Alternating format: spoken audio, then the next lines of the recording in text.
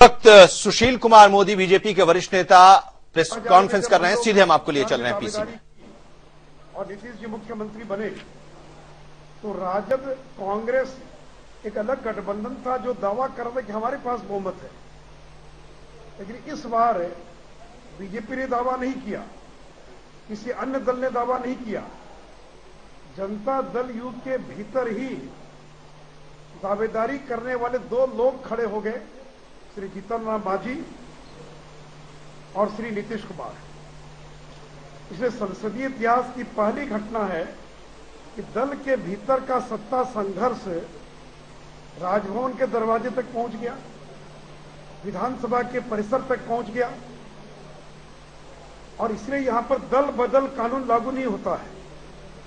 दल बदल कानून तब लागू होता है जब कोई व्यक्ति एक दल छोड़कर दूसरे दल में जाता है या कोई नया दल बनाता है।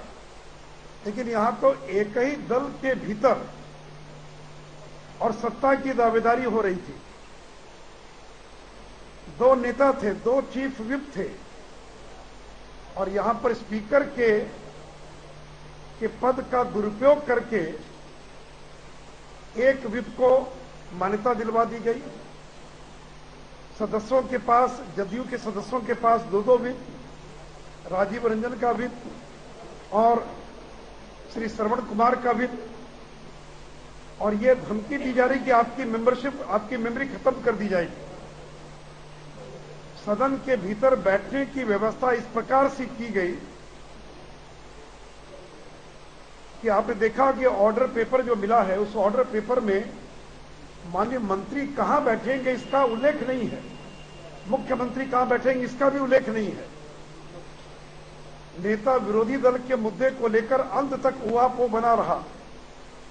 जब तक सुबह ऑर्डर पेपर हम लोग को नहीं मिल गया तब तक हम लोग को स्पष्ट नहीं था कि हम विपक्ष में बैठेंगे तो कहां बैठेंगे, नेता विरोधी दल हम हैं कि नहीं है। तो इसलिए यह दल बदल का मामला नहीं था, यह एक ही दल के भीतर का सत्ता संघर्ष था। और मेमोरी खत्म करने का डर दिखाकर जो एक माहौल बनाया गया, जो कल भी मैंने कहा था प्रेस कॉन्फ्रेंस में कि अगर गुप्त मतदान होता तो शायद इस जीतन राम मांझी जी अपना वो बहुमत सिद्ध कर पाते। क्योंकि मुझे कल रात से लेकर सुबह तक अनेक विधायकों ने टेलीफोन किया या मिलकर कहा कि हम श्री जीतन राम मांझी जी को मदद करना चाहते हैं, लेकिन गुप्त मतदान होगा तभी हम मदद कर पाएंगे। अगर खुला मतदान होगा तो हमारी मेमोरी खत्म की जा सकती है, और मेमोरी खत्म करने की कीमत पर जो है और हमारे लिए वोट देना मुश्किल होगा।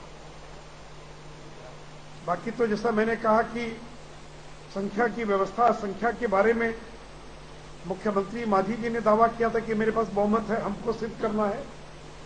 हम लोगों ने तो केवल एक महादलित को जिस प्रकार से पहले महिमा मंडित किया गया और फिर अपमानित किया गया, उस अपमान का बदला लेने के लिए हम लोग एक महादलित के बगल में खड़े थे। और इस पूरे प्रकरण में अगर कोई एक व्यक्ति एक्सपोज हुआ बुरी तरह से, तो नीतीश कुमार बुरी तरह से एक्सपोज हो गए। क्योंकि पहले तो उन्होंने 8 महीने में तीसरी बार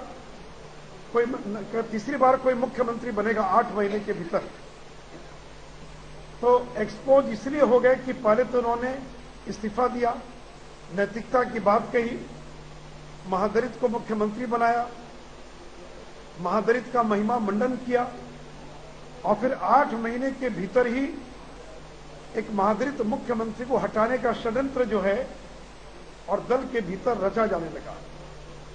तो उनकी नैतिकता एक्सपोज हुई है, उनका दलित प्रेम एक्सपोज हुआ है, उनका जो इस्तीफा है, और ये इस्तीफा जैसा मैंने कल भी कहा, ये पहली बार इस्तीफा नहीं दिया उन्होंने।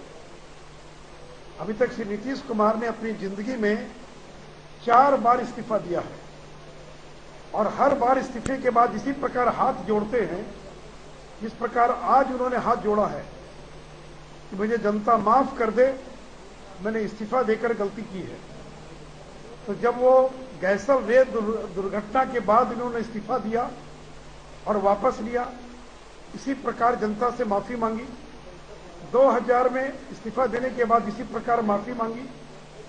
2003 में इस्तीफा देने के बाद माफी मांगी और आज फिर इस्तीफा देकर और बिहार की जनता से हाथ जोड़कर माफी मांग रहे हैं कि मुझे क्षमा कर दिया जाए। मित्रों,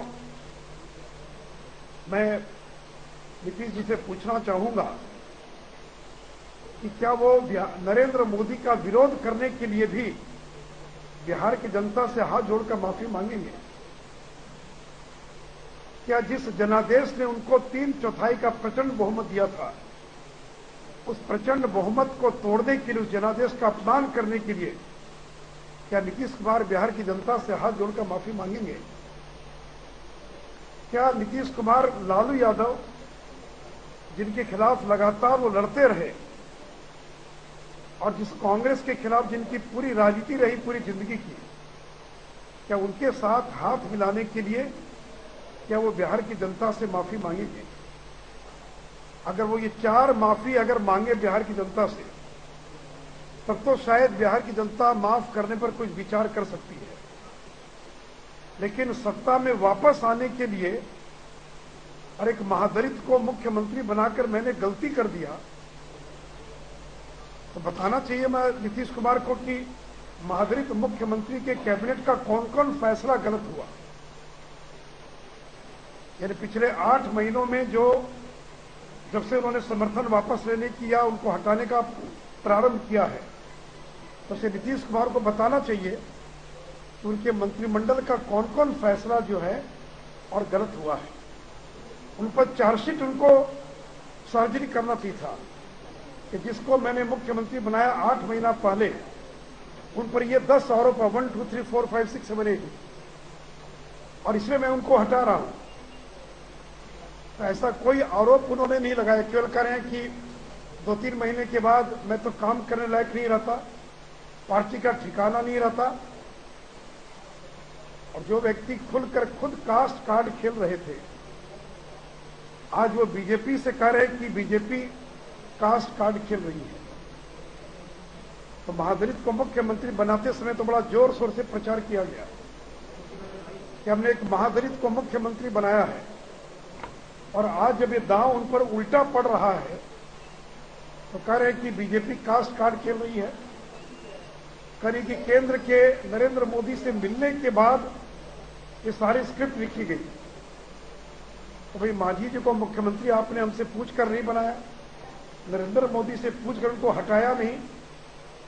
दिल्ली जाने के पहले ही जीतन राम मांझी और शरद यादव नीतीश कुमार की समझौता वार्ता फेल हो गई। उसमें नरेंद्र मोदी और बीजेपी कहां थे? जब उन्होंने ये फैसला किया कि मैं इस्तीफा नहीं दूंगा और मंत्रिमंडल की बैठक बुलाई, उस समय भारतीय जनता पार्टी कहां थी? तो पूरी स्क्रिप्ट लिखी उन्होंने स्वयं कि पहले इस्तीफा दो, नैतिकता की दुहाई दो, महादलित को मुख्यमंत्री बनाओ, 8 महीने के बाद उसको बदनाम करो कि ये योग्य नहीं है, अक्षम है, और फिर जो है खुद सत्ता संभाल लो। तो ये पूरी स्क्रिप्ट तो आपने खुद लिखी। ये बताना कि उस स्क्रिप्ट के अंदर जीतन राम मांझी बाधक हो गए। इनको लगा कि जितनी आसानी से मैंने उनको बनाया है, उतनी आसानी से वो गद्दी छोड़ देंगे, और आरोप लगा रहे हैं बीजेपी के ऊपर कि भारतीय जनता पार्टी ने स्क्रिप्ट लिखा, नरेंद्र मोदी ने स्क्रिप्ट लिखा, और जुगाड़ टेक्नोलॉजी के माहिर तो खुद नीतीश कुमार है। और आरोप लगा रहे हैं बाकी लोगों के ऊपर। पिछले 5-6 दिनों में भी जिस प्रकार से रिमोट कंट्रोल्ड स्पीकर का इस्तेमाल करके और जिस प्रकार से जुगाड़ की व्यवस्था की गई, इसका मैंने पहले जिक्र किया, चाहे वो सीटिंग अरेंजमेंट हो या विप जारी करना हो या बाकी सारी चीजें हो। और यही नीतीश कुमार थे जिन्होंने केवल 10 महीने पहले और राजद को तोड़ने की कोशिश की थी, और जिसके खिलाफ लालू यादव ने पैदल मार्च करके डाकबंगला चौराहे तक आए थे, वे विधानसभा तक गए थे। कि उनके 13 विधायकों को अलग गुट के गलत तरीके से मान्यता दिलवाने का काम स्पीकर के माध्यम से किया था। बीजेपी के 2 विधायक को तोड़ने का काम किसने किया? राजद के 3-4 विधायकों को तोड़ने का काम किसने किया? लोजप्पा को तोड़ने का काम किसने किया? तो जुगाड़ टेक्नोलॉजी और खरीद फरोख्त और मैनिपुलेशन के अंदर इनका कोई मुकाबला नहीं है। इसलिए मित्रों, भारतीय जनता पार्टी ने अपने विधायकों की राय पर जो निर्णय लिया था वो निर्णय सही था और कि हम एक दलित के साथ खड़े दिखाई पड़ना चाहिए और नीतीश कुमार को एक्सपोज करना हमारा उद्देश्य था। इनकी नैतिकता, इनका दलित प्रेम, इनकी सत्ता लोलुपता, इसको हम एक्सपोज करना चाहते थे और आज इसको एक्सपोज करने में हम पूरी तरह से सफल रहे हैं। अब श्री जीतन राम मांझी जी ने इस्तीफा दे दिया। मैं उम्मीद करता हूं कि महामहिम राज्यपाल को, क्योंकि बीजेपी कोई दावा नहीं कर रही सरकार बनाने का और नीतीश कुमार और उनके लोगों ने सरकार बनाने का दावा किया है, तो मैं उम्मीद करता हूं और मैं महामहिम से भी आग्रह करूंगा कि यह जो बिहार के अंदर जो स्टेलमेट की स्थिति है ये खत्म होनी चाहिए और जो दूसरा दल या दूसरा समूह, क्योंकि पहले भी जनता दल की सरकार थी, आगे भी जनता दल की सरकार रहेगी, तो जनता दल का एक गुट अपना बहुमत सिद्ध नहीं कर पाया, तो जनता दल का जो दूसरा गुट है उसको विश्वास मत हासिल करने के लिए या अपना बहुमत सिद्ध करने के लिए और शीघ्र जो है आमंत्रित करना चाहिए, ताकि बिहार के अंदर जो अस्थिरता पिछले 20 महीनों से चल रही है और ये इनस्टेबिलिटी खत्म नहीं होने वाली है। एक बात और बता दें, जैसे मैंने कहा कि जीतन राम मांझी हार कर भी जीत गए और नीतीश कुमार जीत कर भी हार गए। आज जदयू बुरी तरह से विभाजित है भीतर से। राजद, कांग्रेस और जदयू भले ही सदन के अंदर वो दिखाई नहीं पड़ा हो, परंतु राजद, जदयू और कांग्रेस बुरी तरह से भीतर से विभाजित है, बुरी तरह से टूट गई है और भारतीय जनता पार्टी पूरी मजबूती के साथ और खड़ी है और इसलिए ये इनस्टेबिलिटी अभी खत्म नहीं होने वाली है। ये केवल जो 1 दिन 2 दिन का जो एक स्टेलमेट है कि मुख्यमंत्री कब शपथ लेंगे, मंत्रिमंडल का गठन होना और बाकी जो सारी प्रक्रिया है, लेकिन अगला ये भी 8 ही महीने के लिए मुख्यमंत्री होंगे। चुनाव के वक्त पता नहीं कौन अगला मुख्यमंत्री होगा। तो 8 महीना पहले नीतीश कुमार मुख्यमंत्री थे, फिर मांझी जी मुख्यमंत्री, फिर एक तीसरा मुख्यमंत्री और 8 महीने के बाद फिर एक चौथा मुख्यमंत्री, यानी 20-22 महीनों में इस राज्य को 4-4 मुख्यमंत्रियों को देखना पड़ रहा है।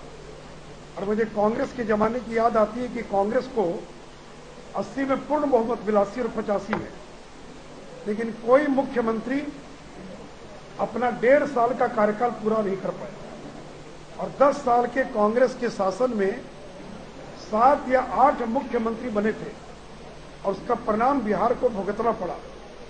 उसी प्रकार बिहार जो है, नीतीश कुमार ने बिहार को एक राजनीतिक अस्थिरता के दौर में पहुंचा दिया और उसका परिणाम बिहार भुगत रहा है। और उसने 6-7 महीना जो बचा हुआ है, उस अगले 6-7 महीना में एक नया मुख्यमंत्री बनेगा और फिर चुनाव के बाद जो नई स्थिति बनेगी उसमें एक और मुख्यमंत्री और बिहार के अंदर बनेगा। तो मित्रों, कुल मिलाकर जो विषय मुझे रखना था मैंने आपके सामने विषय रखा है।